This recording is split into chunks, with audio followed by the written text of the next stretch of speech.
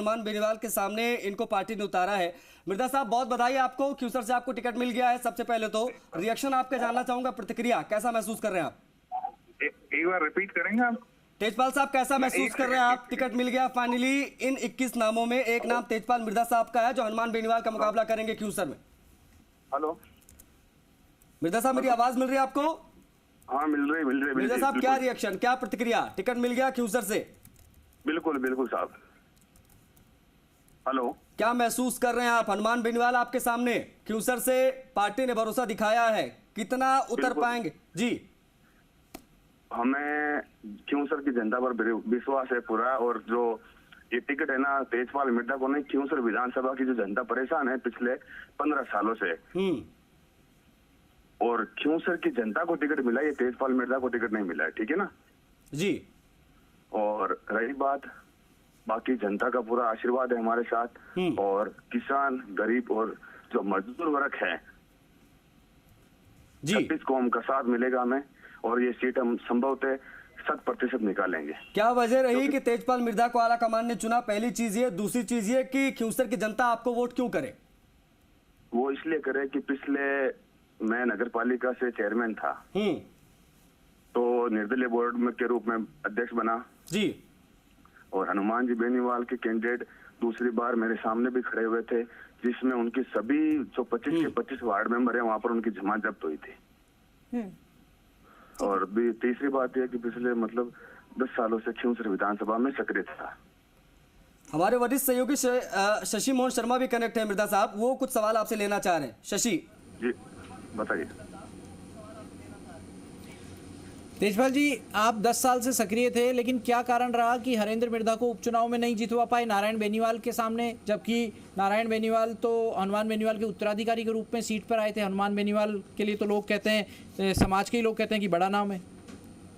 Sir actually क्या है कि हनुमान जी बेनीवाल को 36 कम्युनिटी के जो लोग हैं, 36 कौम को जिसको कहते हैं, उनको आज तक उन्होंने साथ में लेके नहीं चले। और रही बात दूसरी चीज, कई ऐसे माइनस पॉइंट हनुमान बेनीवाल जी के अंदर, जिसके अंदर जैसे धरना प्रदर्शन करना, काफी ऐसी चीजें हैं जी। नहीं, धरना प्रदर्शन करना माइनस पॉइंट कैसे हो सकता है तेजपाल जी? ये तो लोकतंत्र में जनता के अधिकारों की पैरवी के लिए आप लोगों को भी अधिकार है। आपने भी कभी किए होंगे जब विपक्ष में आप रहे हैं तो। बिल्कुल नहीं, हमने सुनो कभी है ना, अगर कोई इंसान है ना, अगर जैसे किसी की डेथ हो जाती है ना, उसके ऊपर हमने कभी पॉलिटिक्स नहीं की ना। मिर्जा खानदान ने, हनुमान जी ने हमेशा मिर्जा परिवार पर यह आरोप लगाया कि मिर्जा परिवार ने 60 साल में क्या किया, लेकिन मिर्जा परिवार ने कभी जो कोई डेथ हो जाती है उसकी लाशों के ऊपर राजनीति नहीं की, ना ही कभी जातिवाद की राजनीति की। और हमेशा 36 कौम को साथ में लेकर चले, कभी भी किसी युवा नौजवान को उकसा कर उसके ऊपर मुकदमे नहीं लगाए। आपने देखा होगा पिछले। तेजपाल जी, एक सवाल और लेना चाहूंगा। चार मिर्जा इस चुनावी मैदान में होंगे, 3 मिर्जा कांग्रेस से और 1 मिर्जा बीजेपी से। किस तरह देखा जाए खासतौर से नागौर के मुकाबले को? सर नागौर के मुकाबले के बारे में आप नागौर से प्रत्याशी से पूछेंगे तो वो बेहतर रहेगा। मेरी कॉन्स्टिट्यूएंसी क्यूसर है और मुझे प्रत्याशी भी क्यूसर से बनाए, तो मैं उसके बारे में डिस्कस कर सकता हूँ, क्योंकि मैं नागौर में इतना सक्रिय नहीं रहा। मैं आपको बता तो रहा हूँ। और फिर आई थिंक मेरे हिसाब से आप उन्हीं के प्रत्याशी से पूछेंगे तो वो बेहतर रहेगा आपके लिए, इफ यू डोंट माइंड। अच्छा, आपकी नहीं, हम तो माइंड करेंगे। हम तो चाहते थे कि आप जवाब देते इस सवाल का, क्योंकि मिर्जा बना मिर्जा मुकाबला नागौर में होगा तो आपका आकलन विशेष नजरिए से दर्शकों को बता पाएगा कि आप क्या सोचते हैं इस मुकाबले के बारे में। एक चीज बताओ कि मिर्जा बना मिर्जा क्या पहली बार हो रहा है कि पहले नहीं हुए थे कि नाथुराम जी रामनिवासी नहीं लड़े चुनाव? हाँ सर, पहली बार हो रही है। ये तो आप ही बताओ, सवाल का जवाब जानते हुए भी अगर सवाल करना तो ये तो कोई अच्छी बात नहीं हुई ना भाई। मिर्जा पहली बार लड़ रहे हैं कि चुनाव आमने सामने? हेलो, नहीं, पहले लड़े हैं, लेकिन इस मुकाबले के बारे में आपका क्या नजरिया है? मेरा नजरिया यही है कि जनता से जुड़े हुए रहेंगे और जो अपनी मेहनत करेगा उसको फल मिलेगा। पब्लिक जिसको सपोर्ट करती है उसको सपोर्ट करेगी, दैट्स इट। और खींवसर के मुकाबले में भी यही माना जाए कि जो जनता से जुड़ाव रखेगा और जनता जिसको सपोर्ट करेगी वो आगे आएगा? खींवसर के अंदर एक ही चीज इंपॉर्टेंट रखती है। अच्छा मुझे एक चीज बताओ, हनुमान जी बेनीवाल के आपने भाषण में हमेशा सुना होगा कि वो हमेशा एक ही चीज को लेकर रखते हैं, मैंने ये कर दिया, मैंने इसको हरा दिया, मैंने ये कर दिया। ये कह रहे हैं मैंने ये किया। आधे से ज्यादा सबसे बड़ी बात आपने एक हनुमान जी बेनीवाल की नोट की, एक सभ्य नेता को, एक सांसद की जो गरिमा होती है ना, उनको उन्होंने हमेशा लांघा है। और दूसरी बात आपने एक चीज नोट की उनकी, दिव्या मदेरणा, भले ही मैं कहता हूँ चाहे कोई भी हो महिला, भाई आज दिव्या मदेरणा जी है तो हमारे समाज की भी बेटी है, बहन है कि नहीं, तो उनके खिलाफ किस तरह से उन्होंने अभद्र भाषा का प्रयोग किया। कल को अगर वही चीजें, मेरी बात सुनो, समाज की बेटियां सबके, आपके भी माँ बहन बेटी होगी, समझे, कम से कम उन चीजों को एक मतलब मर्यादा के अंदर रहना चाहिए।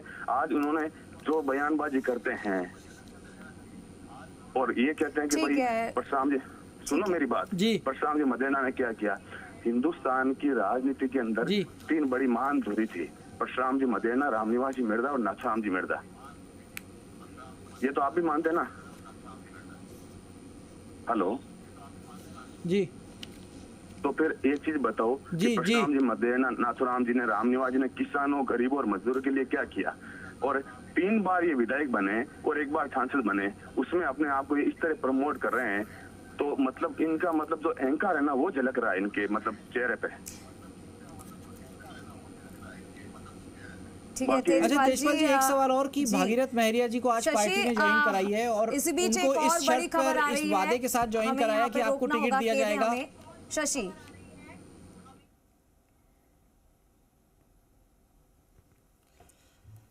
शशि हम लोग बातचीत को आगे बढ़ाएंगे, लेकिन जालरा पाटन से रामलाल चौहान साहब हमारे साथ कनेक्ट हो गए फोन लाइन पर। रामलाल चौहान साहब, कैसा महसूस कर रहे हैं? टिकट फाइनल हो चुका है, जालरा पाटन से सामने है वसुंधरा राजे, रिएक्शन आपका? जी वसुंधरा राजे है सामने और मैं बहुत अच्छा महसूस कर रहा हूँ, बहुत अच्छा चुनाव लड़ूंगा और कोई बात की मेरे को चिंता नहीं, डर नहीं। रामलाल चौहान को आला कमान ने क्यों चुना? जी, रामलाल चौहान साहब को आला कमान ने क्यों चुना? क्या चीजें आपकी फेवर में गई कि आपको जो है इतना बड़े मुकाबले में आपको चुना पार्टी ने? पार्टी ने, आला कमान ने जोड़ा है और मेरे को विश्वास जताया है, तो मेरे लिए कि मेरी ईमानदारी से मैं कांग्रेस का कर्मठ कार्य करता हूँ, 40 साल से कांग्रेस की सेवा कर रहा हूँ जी, इसलिए मैं जो कांग्रेस के साथ इतना बड़ा आला कमान के सामने, वसुंधरा राजे के सामने चुनाव लड़ रहा हूँ, लड़ूंगा और जीतूंगा।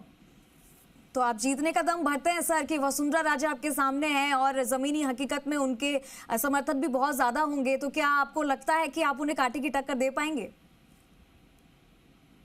बिल्कुल, ऐसा तो मैं कैसे कह दूंगा कि मैं दे पाऊंगा, जनता जा रहे हैं, जनता देगी, जनता मेरे साथ जुड़ी हुई है जी। तो आपको जनता पे पूरा भरोसा है कि वो आपका साथ देगी? जनता के ऊपर कितना क्या बहुत बड़ा भरोसा है मेरे को, जनता के लिए मेरी जान, जनता मेरे लिए जान हाजिर करती है।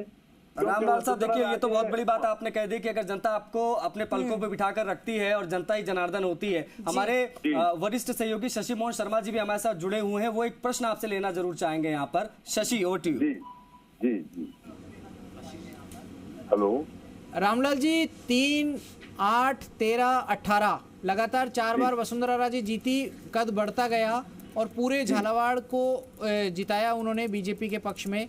तो उनसे मुकाबले के लिए कोई विशेष रणनीति की जरूरत, क्या बड़े स्टार प्रचारकों की जरूरत आपको रहेगी कि राहुल गांधी, सोनिया गांधी, खड़गे साहब की सभाएं हों तो आपके पक्ष में कोई माहौल बन पाए? नहीं, मैं बिल्कुल माहौल बनाना है और बड़े नेता की सभा रखूंगा और मैं मांग करूंगा और आवेदन दूंगा। मेरे को खड़गे साहब आए या राहुल गांधी जी आए या सोनिया जी आए, कोई भी बड़ा नेता मेरे को जरूरी है। हेलो, देखिए आपके सामने पार्टी के ही यादव जी कल नामांकन दाखिल करने का ऐलान कर चुके हैं। अगर वो मैदान में खड़े होते हैं तो कोई आपको नफा नुकसान? नहीं, मेरे को कोई नफा नुकसान नहीं, मेरे को कोई नफा। यादव कौन? नगर परिषद से जुड़े रहे पूर्व सभापति मनीष शुक्ला की कोई मदद चाहिए कि आपको, या उनके बिना काम चलाएंगे? मनीष शुक्ला भी, वो भी टिकट मांग रहे थे। वो मेरे साथ ही है मनीष शुक्ला, मैं अभी झालावाड़ मिलके आया हूँ सर उनको। सर मेरे साथ झालावाड़ मेरे कोई ग्रुप, चुनाव में उनकी मदद की जरूरत रहेगी आपको या मेरे को हर व्यक्ति की मदद की जरूरत रहेगी और हर व्यक्ति मेरे को मदद करेगा। क्या? चलिए, शुभकामनाएं रामलाल जी आपको, धन्यवाद जुड़ने के लिए। देखिए, बड़ी चीज है कि तमाम कैंडिडेट जुड़ रहे हैं और रामलाल साहब का कॉन्फिडेंस वाकई में जो है वो दाद देने वाली बात है। वो बिल्कुल भी कह रहे हैं कि मैं गिव अप नहीं करूंगा, मैं लड़ूंगा और कांटे की टक्कर दूंगा वसुंधरा राजे को। इस बीच एक बड़ी खबर आ रही है, चंद्रश्री क्या है वो बड़ी खबर? इस बीच एक बड़ी खबर है, दर्शकों को बता दें आशीष की कांग्रेस की 7वीं लिस्ट में चौंकाने वाली बात आई है सामने। इस लिस्ट में 7 विधायकों के टिकट कटे हैं, 9 नए चेहरों को मौका दिया गया इस बार। 2 मंत्री, 2 विधायक के रिपीट हुए हैं टिकट और 5 हारे हुए प्रत्याशियों को भी टिकट मिला है। नागौर में अब ज्योति मिर्धा के सामने हरेंद्र मिर्धा को खड़ा कर दिया गया है। तो इस वक्त की बड़ी और अहम जानकारी दर्शकों को बता रहे हैं। बड़ी खबर है इसलिए क्योंकि देखिए जो सूची है चंद्रश्री वो अपने आप में बेहद महत्वपूर्ण, क्योंकि आखिरी सूची थी, अब जो हो गया वो हो गया। अब ऐसे में 7 सिटिंग विधायकों को टिकट काटे गए हैं। दूसरी बड़ी चीज ये कि 5 हारे हुए प्रत्याशियों पर पार्टी ने दांव खेला है और 2 मंत्री और 2 विधायकों के टिकट जो है वो रिपीट हुए हैं। निजाम कंटालिया हमारे सहयोगी इसी खबर और बातचीत के लिए फोन लाइन पर कनेक्ट हो गए। निजाम का रिएक्शन ले लेते हैं। निजाम, 7 विधायकों को टिकट काटे, 5 हारे हुए को टिकट दिया, 2 मंत्री 2 विधायक रिपीट, कैसे हुआ ये सब कुछ? बिल्कुल, देखिए कि 200 में से 199 सीटें बच चुकी हैं।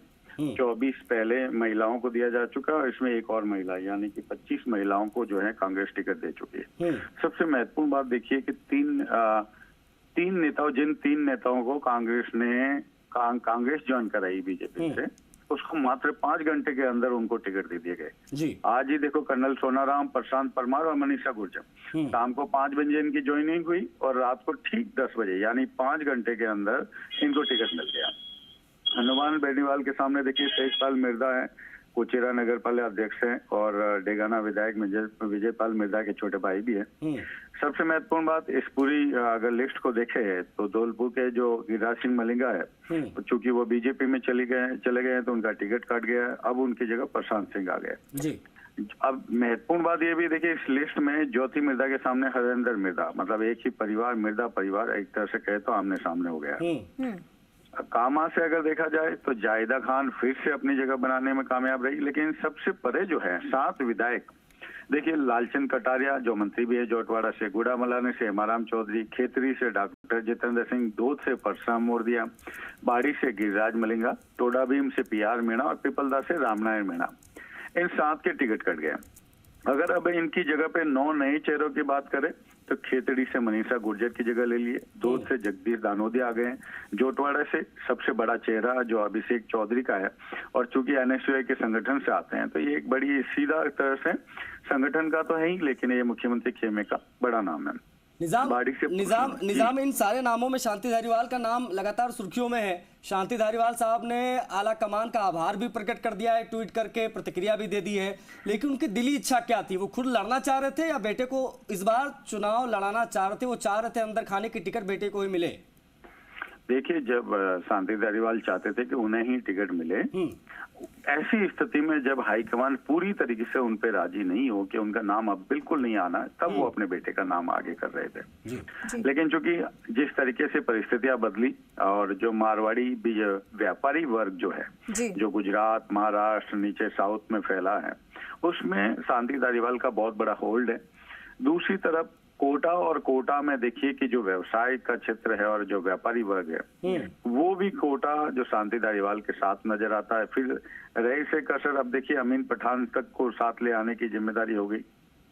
तो पार्टी कांग्रेस के सामने उन्होंने अपनी चीज, और दूसरी महत्वपूर्ण बात देखिए कि मीडिया के सामने या आम पब्लिक में अगर तीनों मंत्रियों की चर्चा होती रही लेकिन शांति धारीवाल चुप हो गए, एकदम बैक साइड में चले गए, पर्दे के पीछे चले गए, क्योंकि वो जानते हैं कि हाई अब अगर कुछ भी बोले या कुछ भी चीजें सामने आई तो मुश्किल होगा। उन्होंने चुप्पी बनाए रखी और तभी सामने आए जब उनका टिकट क्लियर हो रहा है, यानी कि वो पूरी तरह से क्लियर थे कि उनका टिकट होगा। तो निजाम क्या है कि बिल्कुल उनकी तरफ से बिल्कुल क्लियर था माइंड में कि उनको टिकट मिलना तय है, और कहीं तजुर्बा यहाँ पर कहीं ना कहीं काम आया, युवा चेहरे को तो मौका दिया ही गया है। जी बेशक, देखिए कि मुख्यमंत्री खेमे के सबसे मजबूत अगर कोई शख्स है तो वो शांति धारीवाल है। शांति धारीवाल हर बार जब भी अशोक गहलोत मुख्यमंत्री के रूप में आते हैं तो शांति धारीवाल उनके साथ एक ऐसे सलाहकार के रूप में होते हैं जो लीगल माइंड भी इसे जानता है, क्योंकि विधि मंत्री हमेशा वही बनते हैं। तो जितने भी सरकार की कोई भी इम्पोर्टेंट फाइल होती है, A to Z फाइल, वो हमेशा विधि मंत्रालय से होने के बाद ही अप्रूवल होती है। ये बहुत बड़ा डिपार्टमेंट होता है और जिसको कभी सामने नहीं आता, लेकिन ये पर्दे के पीछे सबसे महत्वपूर्ण डिपार्टमेंट होता है। उसकी जिम्मेदारी हमेशा जो है इनको ही मिली है, शांति धारीवाल यानी मुख्यमंत्री गहलोत के सबसे बड़े सार्थक रहते हैं। ऐसे में इनका दूर होना मुख्यमंत्री गहलोत भी एक्सेप्ट नहीं कर पाते, तो यही माना जा रहा है। ठीक है, यहाँ पर तो बहुत बेहद ही जरूरी था शांति धारीवाल को टिकट मिलना यहाँ पर, इसलिए क्योंकि उनका तजुर्बा भी काम आता है और कई लीगल काम जो है उनके साथ ही वही करते हैं जो जिनकी जो पार्टी को फायदा पहुंचाता है। बहुत बहुत शुक्रिया निजाम आपका इस तमाम जानकारी। हम फिर से लौटेंगे, शशि मोहन हमारे साथ लगातार हमारे सहयोगी बने हुए हैं। जी शशि, जाहिर तौर पर हम लोग हर एक सीट का पोस्टमार्टम करने का प्रयास कर रहे हैं और साथ ही साथ में एक एक कैंडिडेट के प्रोफाइल और उनका क्या समीकरण है, किसकी वजह से वो दावा ठोक रहे हैं जीत का, क्या उनका कॉन्फिडेंस है या ओवर कॉन्फिडेंस है, ये तमाम विषयों पर हम बात कर रहे हैं। लेकिन इन सबके बीच में चित्तौड़गढ़ और ख्यूसर, इन दोनों की मैं चर्चा आपसे करना चाहूंगा। भाजपा के नरपत सिंह राजवी के सामने सुरेंद्र सिंह जाड़ावत साहब के सामने, ख्यूसर के हनुमान बेनीवाल के सामने तेजपाल मिर्धा साहब हैं, वो अभी हमारे साथ फोन लाइन पर कनेक्ट थे। इन दोनों सीटों पर सियासी समीकरण क्या बन बिगड़ रहे हैं मौजूदा परिदृश्य में नॉमिनेशन के ठीक एक दिन पहले, बताएं जरा।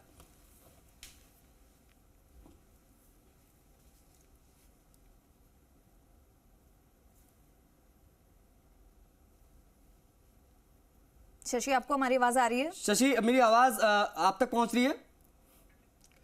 मुझे लग रहा है शायद आपके माइक में कुछ प्रॉब्लम है, मुझे लग रहा है शायद ऑडियो में कुछ इशू आ रहा है। एक बार जरूर आप चेक करा लीजिए, उसके बाद मैं कनेक्ट होता हूं। लेकिन बड़ी चीज ये है शशि, देखिए हम लोग लगभग हर एक सीट पर बात करने का प्रयास कर रहे हैं। मुझे लगता है शशि कनेक्ट हो गए। Shashi, is I am audible to you? मेरी आवाज आप तक पहुंच रही है? जी, आपकी आवाज मिल रही है आशीष। शशि, चित्तौड़गढ़ की चर्चा मैं आपसे करना चाह रहा हूं। भाजपा के नरपत सिंह राजवी के सामने सुरेंद्र सिंह जाड़ावत, कितनी बड़ी चुनौती आप ये देख रहे हैं, कितना बड़ा और कड़ा मुकाबला यहाँ पर आप देख रहे हैं। और ख्यूसर में क्या हिसाब किताब बन बैठ रहा है? हनुमान बेनीवाल के सामने मिर्धा साहब हैं, हालांकि कॉन्फिडेंस से लवरेज नजर आए थे फोन लाइन पर अभी।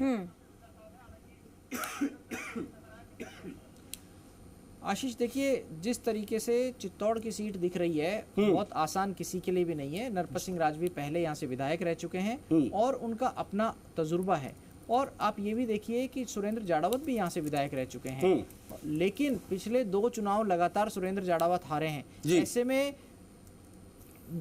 जो शत्रुघ्न है, आप माफ कीजिए, चंद्रभान सिंह आक्या हैं। चंद्रभान सिंह आक्या यहाँ से 2 बार के विधायक हैं और उनकी भूमिका क्या रहेगी अगर कल चंद्रभान सिंह आक्या मैदान में डटते हैं, मैदान में फिर उसके बाद भी डटे रहते हैं 9 तारीख के बाद, और वो वोट काटते हैं, तो उसका नुकसान नरपत सिंह राजवी को होगा। अगर वो साइलेंट रह करके पर्दे के पीछे से सुरेंद्र सिंह जाड़ावत की मदद करते हैं तो उसका नुकसान नरपत सिंह राजवी को होगा।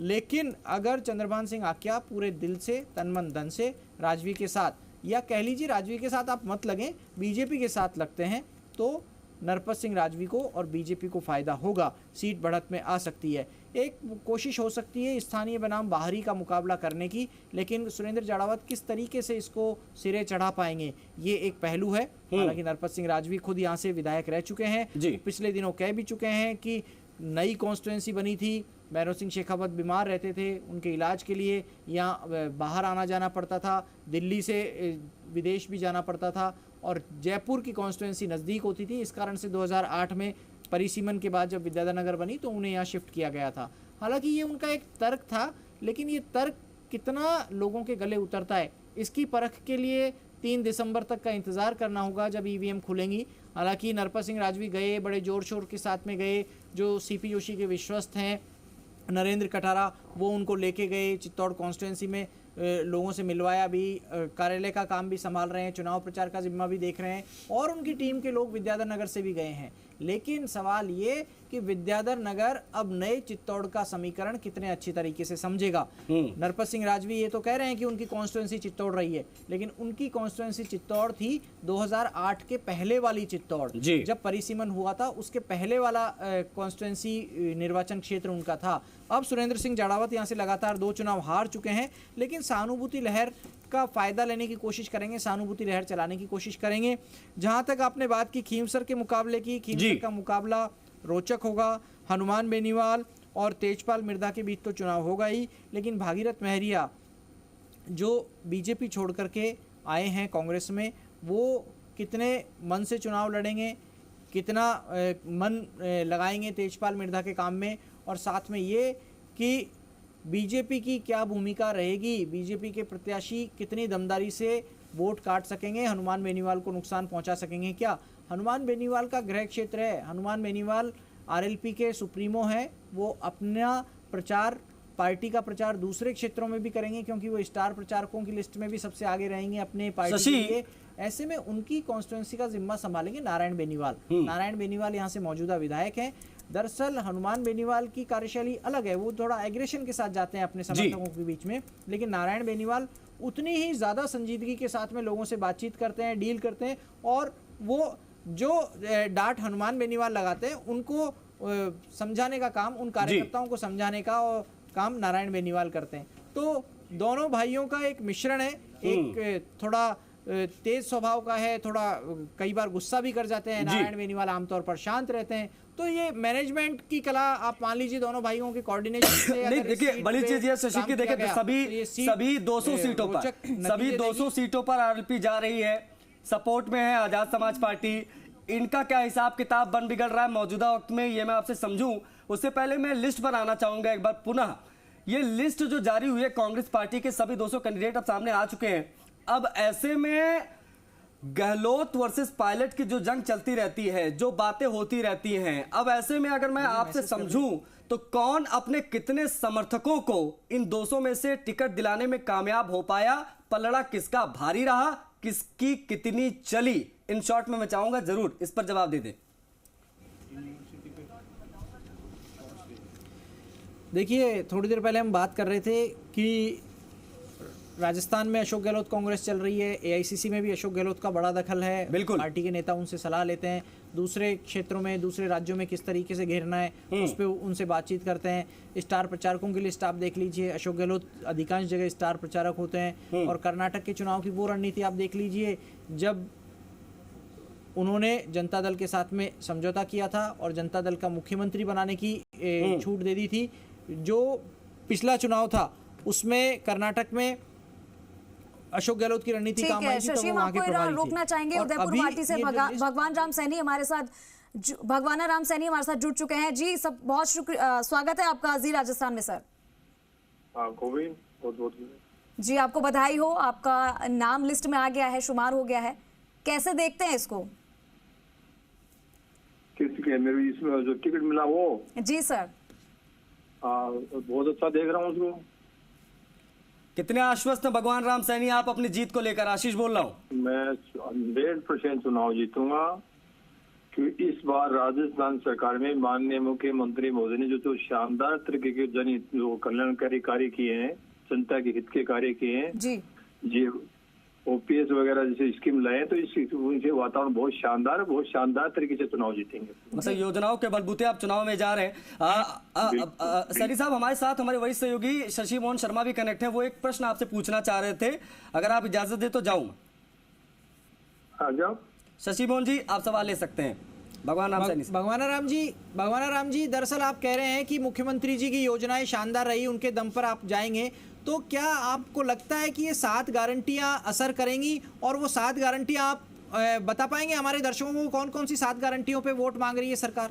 देखो, इसमें ये है कि जैसे चिरंजीवी योजना है, ओपीएस की जो ओल्ड पेंशन स्कीम है, हमारे इसमें जो ये दिए मेडिकल की गारंटी है, और ये मतलब 110 है, बहुत है।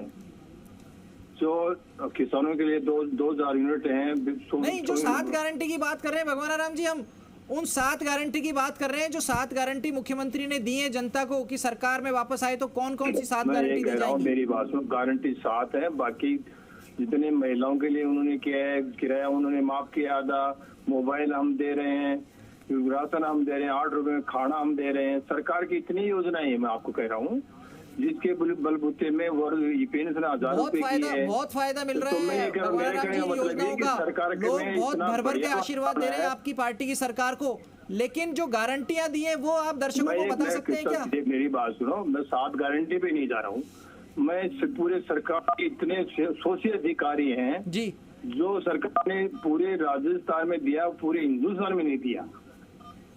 तो इतनी वातावरण बहुत शानदार है यहाँ का, और सरकार इसके बलबूते पे चुनाव जीतेगी, राजस्थान में पुनः सरकार बनेगी। जी, आपको भगवान राम जी, ये जो मुकाबला है, आपका मुकाबला शुभकरण चौधरी से होगा या राजेंद्र गुढ़ा से होगा, क्या लगता है आपको? ये दूसरे और तीसरे नंबर पे कौन जाएगा? मेरे से दोनों बहुत पीछे हैं अब की बार। माइनॉरिटी, SC, ST और जो गरीब तबके के लोग हैं वो सारे कांग्रेस के साथ काम लग रहे हैं की बार, और शानदार रिस्पॉन्स रहेगा। दोनों बहुत पीछे रहेंगे अब मेरे से। पिछली बार की लीड पूरी कवर करके आप आ जाएंगे आगे? अब लीड क्या, मैं बहुत ज्यादा लीड करूंगा आपकी बात। लाल डायरी कहीं भारी ना पड़ जाए भगवान राम जी। कोई अंदाजा कितने अंतर से जीतेंगे? लाल डायरी का कोई मुद्दा नहीं, ये सारा बकवास है बीजेपी का। कोई अंदाजा कितने अंतर से जीतेंगे आप? हाँ सर, हेलो, कोई अंदाजा कितने अंतर से जीत हो रही है आपकी? कम से कम 20-25 हजार वोट से जीत होगी मेरी। चलिए, हमारी शुभकामनाएं भगवान राम जी, और उम्मीद करेंगे कि अगली बार जब बात होगी तो 7 गारंटियां भी आप दर्शकों को बताएंगे। बहुत शुभकामनाएं आपको आपके चुनाव के लिए। आपको साहब बहुत बहुत धन्यवाद, बहुत बहुत शुभकामनाएं। शशि, ये जो लगता है कि आपने जो 7 गारंटियां पूछ ली, फंस गए थे भगवान राम सैनी साहब। अब 7 गारंटियां वो अगर सिलसिलेवार गिना देते तो मैं मानता कि हाँ भाई, जाहिर तौर पर जो बातें हैं सरकार की, वो एक एक कैंडिडेट ने सोच समझकर उन चीजों को समझा है, और ये 7 गारंटियां जाकर जनता को बता पाएंगे ताकि इसको वोट में कन्वर्ट किया जा सके। खैर, किस प्रकार से देखते हैं इन कैंडिडेट को और इनके इस कॉन्फिडेंस को? आप ये कॉन्फिडेंस कहें या ओवर कॉन्फिडेंस कहें? देखिए, बिलो कॉन्फिडेंस में थे, इसलिए पूरे जवाब नहीं दे पाए आशीष। जब कई बार आप भी हमसे 7 गारंटी को लेकर के सवाल पूछते हैं तो अब भी घबरा जाते हैं, लेकिन एक एक फिंगर को एक एक गारंटी का नाम देकर रखते हैं, इसलिए याद कर पाते हैं और दर्शकों को बताने की कोशिश करते हैं। लेकिन चाहे सरकार गरीबों से 2 रुपए किलो, किसानों से 2 रुपए किलो गोबर खरीदने की बात करे, चाहे OPS का कानून लागू करने की बात करे, चाहे गैस सिलेंडर 500 रुपये में देने की बात करे, चाहे गृहलक्ष्मी योजना की बात करे, चाहे लैपटॉप देने की बात करे फर्स्ट ईयर में एडमिशन लेने वालों को, चाहे जो इंग्लिश मीडियम एजुकेशन है उसकी बात करें, ये गारंटियां सारी बहुत लुभावनी है, लोगों को प्रभावित करती हैं। लेकिन भगवान जाने या भगवाना राम जाने कि क्यों ये याद नहीं करते हैं और क्यों इनका ध्यान नहीं देते हैं। तो ये एक बड़ा सवाल है। और हम एक चीज बता दें दर्शकों को कि बीजेपी की लिस्ट आ गई है। बीजेपी के जो 3 नाम थे वो आ गए हैं। बाड़मेर से दीपक कड़वासरा का नाम तय हो गया है। पूर्व मंत्री तगाराम चौधरी के पौत्र हैं उनके, और इसी तरीके से पचपदरा से अरुण चौधरी का नाम आ गया है।